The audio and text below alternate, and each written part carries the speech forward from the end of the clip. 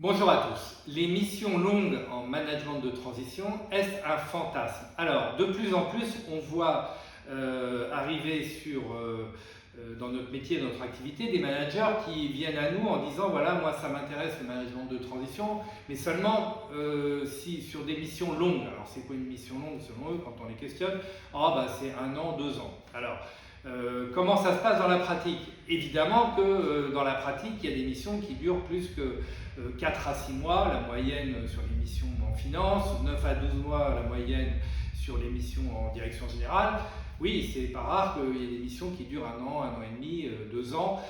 Voilà, donc quand on parle de moyenne, bah, évidemment c'est un mix entre des missions longues et des missions plus courtes. Et nous, chez Objectif Cash, on réalise beaucoup de missions de type diagnostic sur quelques semaines. Par exemple, un fonds d'investissement veut avoir la validation d'un BP ou d'un plan de trésorerie, d'un atterrissage. Un grand groupe nous missionne dans une filiale suite à une fraude pour essayer de bien s'assurer que les contrôles internes sont recadrés. Donc là, on va consacrer quelques semaines. Alors, les missions longues, moi, je comprends ce que veut dire le manager. Ce qu'il souhaite, c'est avoir un certain confort pour exécuter la mission. Il est bien évident que si la mission, c'est déployer un ERP, on est parti pour peut-être 12 à 18 mois. Après, le client reste, évidemment, décide de ses ressources.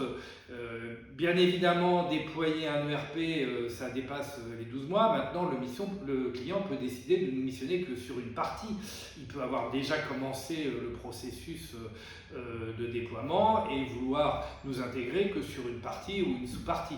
Donc, la vraie question qu'on doit se poser par rapport aux missions longues en management de transition, quand un manager vient nous voir et nous dit voilà, moi je suis intéressé mais seulement sur des missions longues, la question que nous, légitimement, en tant qu'Objectif Cash, on peut se poser et on peut poser au manager, c'est est-ce que vous êtes vraiment motivé par le management de transition? Parce que dans le management de transition, c'est le client qui fixe l'agenda, qui fixe le calendrier, et ce n'est pas nous qui disons au client, par rapport à votre besoin, voilà, il faudrait 12 mois, 18 mois, 36 mois. Le client est souverain, il a ses contraintes et il intègre le management de transition parmi ses autres ressources, les ressources internes, il peut avoir aussi des consultants de l'intégrateur, etc.